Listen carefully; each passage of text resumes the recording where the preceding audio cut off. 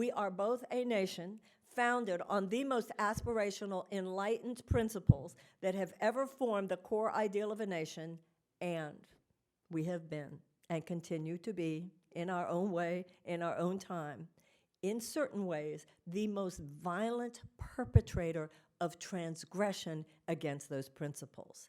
It's a bipolar characterological aspect of the American consciousness. It's in our DNA. It's the story that every generation plays out. It's the choice that confronts every generation as we decide who we wish to be and what chapter we wish to write in the longer ongoing narrative. Now remember, slavery was responded to by abolition, and the suppression of women was responded to by the women's suffragette movement. And institutionalized white supremacy and segregation in the American South was responded to by the civil rights movement. But also note that in all of those cases, the change did not come from the government. The change was initiated by the people. The U.S. government, the U.S. government didn't wake up one day and decide to end slavery. The U.S. government didn't wake up one day and say, oh, let's give women the right to vote.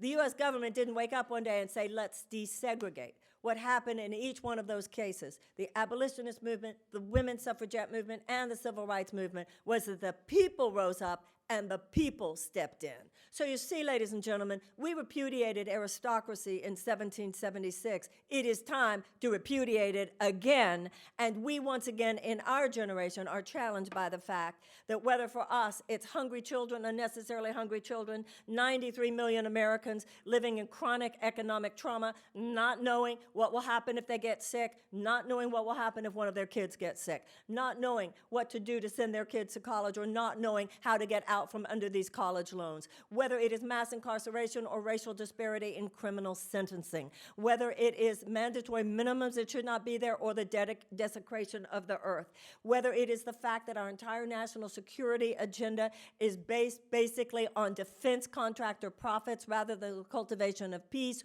or rather it is the fact that our very pillars of democracy are under an assault by a shameless and narcissistic person who happens to be in a role waging way too much power given the contempt that he displays for democracy itself. It is time, once again, for the people to step in.